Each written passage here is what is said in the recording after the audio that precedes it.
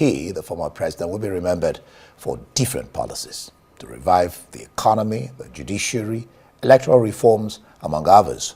While some Nigerians believe the late president has done creditably well in laying a solid foundation for strong institutions in the country, some feel otherwise. Now we'll take a look at these legacies of the late president. To take a look at it, we have Dr. Amadi, Director, Abuja School of Social and Political Thought. He joins us in the studio. Also, Frank Tietie, lawyer and Arise analyst. He's also here with us, gentlemen. Thank you for joining us on Newsnight. Let me start with you, Frank. So many things have been said about the president. How did you feel when you heard the news? For you, what will be his legacy? Well, how do I feel? I felt quite sad. I felt sad because I miss Buhari, because referring to him as being alive in these circumstances would have been a good thing. To say that one would always hope that Buhari will make comments or take positions on certain national issues, especially at this moment, concerning certain things that he started that he didn't quite completed before he left office. However, in his legacies, he does have a towering personality. He sustained it to the end. That he was someone who could be looked upon as indeed a man of integrity and with discipline, as was said in one of those tributes that was paid to him. However, he was overrated, clearly overrated.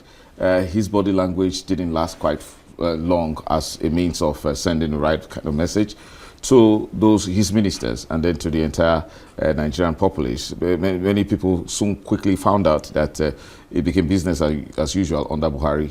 Many Nigerians who had thought that it would be, his government would be on steroids as against what happened in between 1984 and 1985. But it turned out that the overwhelming, and overbearing nature of the Nigerian bureaucratic system, weighed heavily on him, and to a large extent wasn't much in control of his own administration, which was run not necessarily by people who were supposed to be technocrats, but by loyalists.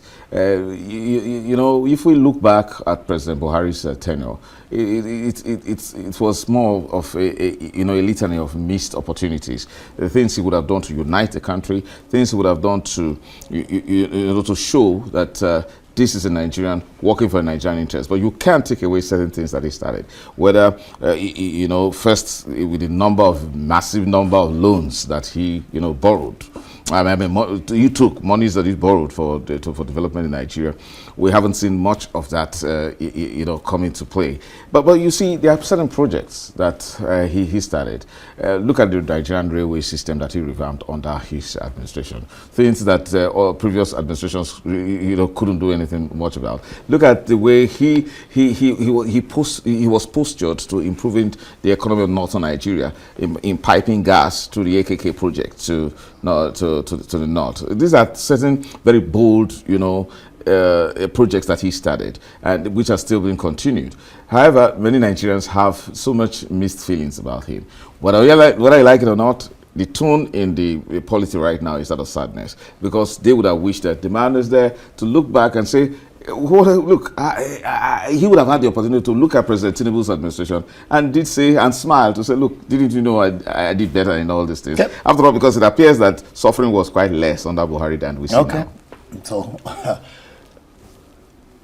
I know that in some quarters, it is being said that was an administration that tried to diversify Nigeria from a mono economy to agriculture. Well, I think Nigerian analysts are fond of banding words. Diversity. Okay, let's look at data. When he took over, and this has nothing to do with his other merits and virtue. And by the way, a man is not just about his leadership. A man has multi-dimensional. So Buhari could have success, disciplined, family life, community life. Up to when he left office, simple guy, left simply. So those are virtues we should learn and so austere commend. life. Austere life, some kind of saintliness. I mean, nobody, the kind of stories you hear, maybe beer parlor stories around, presidents misbehaving. None of those were traced to him. So kudos that he had that moral profile. But again, we talk about economy and leadership. There was no diversification anywhere.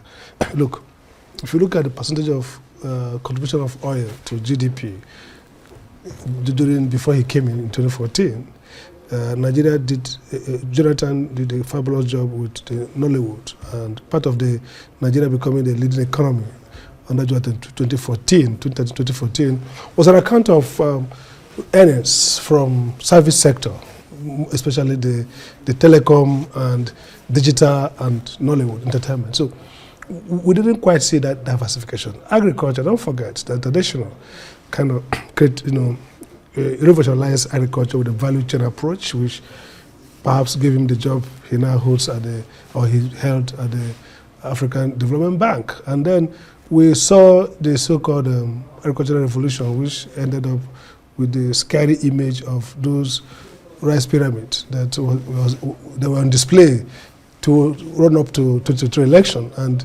it ended up as a scam. So really, I wouldn't say the economy was diversified, no evidence, okay? Maybe rhetorically.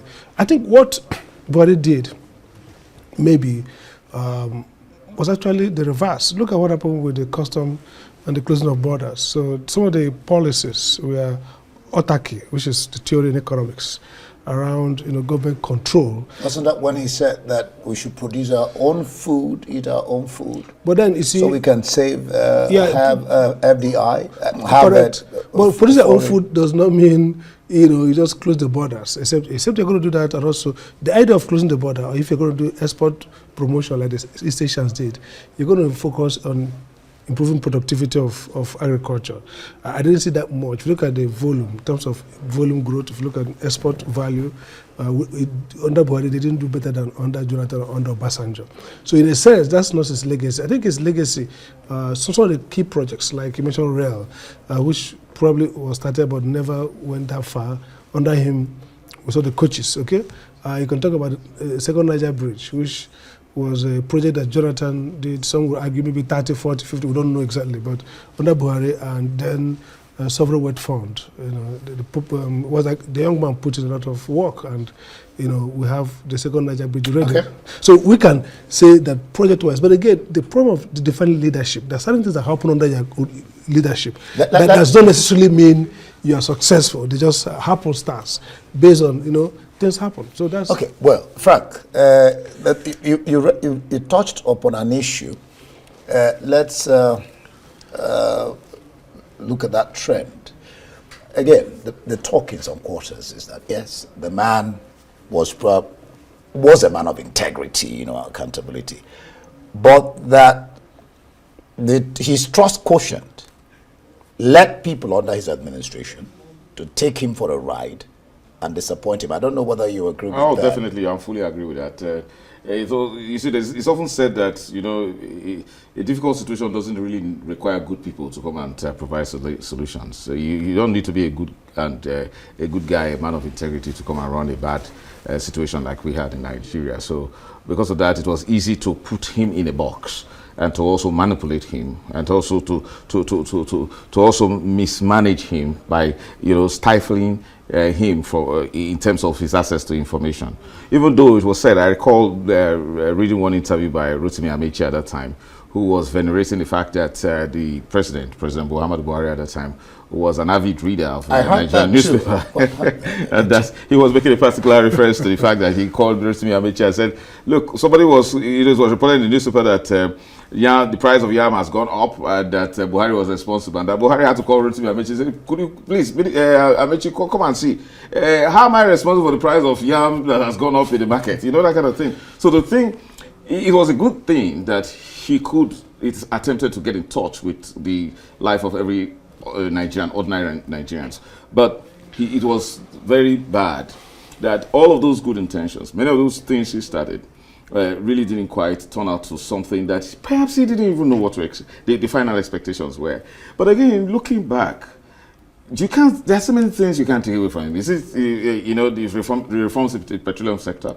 So there were certain promises that were made. No, including electoral reforms. Certain promises that were made by him that he kept, especially with the enactment of the Petroleum Act. That's yes. So you find that the Petroleum Industry Act, I recall. Now, if you now see that, if you look back and to the present, and see that the increase in the quotient of suffering, in the present is against Buhari, takes account to the fact that Nigerians are really, really resilient people. That despite the fact that they had, so much expectation of President Buhari's administration, and those expectations were never realized, they still didn't really vilify him. At a point in time, I think the man suffered a lot. Let's recall this. He suffered a lot of bad publicity in the media. And then in the hands of detractors, many times, look at all of those misinformation about his health. The number of times that he had to stay away, from office on account of medical holidays abroad. Many people are saying, and they were not kind to him. That sort of, I would say empathy that ought to, resonate from citizens to their president was certainly there. So I didn't quite see, Nigerians being sympathetic enough with Buhari in difficult times. But it turned out to be a man with a lot of sprightness. Look at it, he came back so healthy. And then, to be honest with you, the reason why Nigerians are shocked that Buhari has passed on is that look at the health how healthy he was towards the twilight of his administration. To be honest with you, one would have thought that Buhari should have done another 10, 15 more years. Right. And then in that case, be able to say, look, blow his own trumpet, because things are really getting worse than the time he was president. Some people may not agree with you. Oh yes, but the price of yam can attest to that, because that was the issue. We go to the market. Yeah. All right. I just finished interviewing Femi Adesina, his spokesperson for 8 years. There was a statement that Boss Mustafa made, which has raised quite a lot of dust. But Femi said that Boss Mustafa never referred to Tinubu about the fact that he didn't win the election because of Tinubu. What does it mean? That the statement Boss Mustafa made about the fact that Buhari had a 12 million vote. Not all the time, sometimes 10, yeah. Yeah, I mean, average, and Tinubu just added 3 million. So it was not particularly because of Buhari that he... Because of Tinubu? Sorry, because of Tinubu. Well, I think there's going to be controversy around who did what, but clearly, what is clear is that Buhari lost 3 times, whether rigged out as he claimed or otherwise, and then Tinubu happened and he won. So the causality, as scientists would say, might be difficult to establish, but correlation can be established. Now, how much he contributed, whether it's 2 million, 1 million, or just the optics, or just the momentum, or just that Tinubu happened when things change, a changed landscape. 16 years is too long for a party to dominate. In real democracies, 8 years you're going to go out. So whoever happens to come in as a candidate benefits from that momentum. So Tinubu Buhari may have, with his 12 million, could have still won that election. In fact, what is the mathematical calculation? If you remove the votes from the Southwest, which presume Tinubu gave him all, which is not really true, he still has a margin to win Jonathan. So if those results stayed and the Southwest votes didn't go to Jonathan or were shared, some may argue that he must still win. But the point is that Tinubu and co, by not only Tinubu, Ruchi Sokorocha brought Abga, and Atiku and Rotimi brought NPP, PDP. I mean, if he didn't win Rivers, it could be difficult to win. So it was a momentum, it was a changed landscape. But the critical thing here, I think, coming back about the issue around a man of integrity, I think that word needs to be really carefully used. I wouldn't give Buhari the mark of integrity, and I'll tell you why. Integrity means coherence, wholeness. Buhari's administration didn't have coherence. For example, you're a man of integrity, you look at policy. Let's talk about electoral reform. Each time that reform was defeated, the PDP senators didn't vote They voted against electronic transfer. When finally it got to him, first vetoed, finally he did it, and the election itself, Buhari didn't have that sense of pushing a structure of accountability and governance. So Nigerians don't define things well. He's a man of discipline. He's a man who was not corrupt, at least visible as we know. But integrity goes beyond that. Integrity goes, you look at the stories around when he was PTFP, okay? How he abdicated responsibility to some people. And look at the stuff, the crisis, the other corruption issues are alleged within his government. Do not speak around this kind of, integrity is modular, it's coherent, it's actually demonstrative. It's not Briefly, just about who you are. And quickly, before I let you gentlemen go, Frank, Buhari is gone, an era closed. If you are discussing in a circle, what would you say, briefly, he should be remembered for his strongest points, his weakest points? And then to you, the question of East exacerbation of the IPOB, you know, that in some circles they say he didn't handle it. Just very, very briefly, just touch on I'll start with his weakest points. It was very low in terms of ensuring justice reforms. Judiciary, performed really very badly under him. So the removal of the Chief Justice of Nigeria was something that was the lowest moment in his presidency.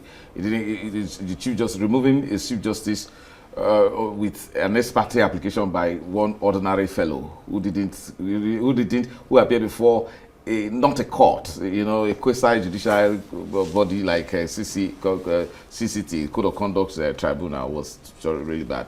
But you see, I remember Buhari as someone who didn't allow the nuances, political nuances, to make him, become a shifting gear all the time. He was stable.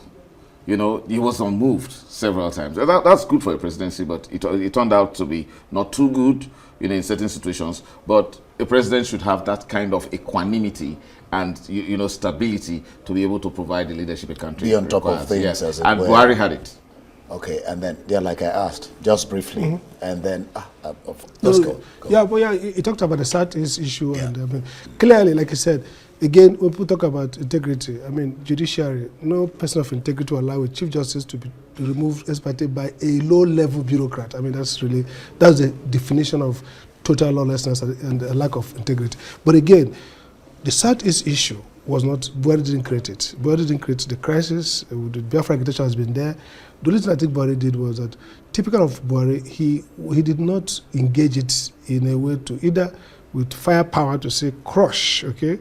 Again, he didn't engage Crush? it. Yeah, either. So two ways. It could be. Have you forgotten OD? No, listen. I say he did not. Okay, he did not. Look, Buhari is a half-hearted, incoherent leader. What I mean by that is that you can say Obasanjo was brutish on OD. I was the lawyer to OD, so I handled that matter personally. He was brutish. You could say maybe Jonathan and Yar'Adua were conciliatory.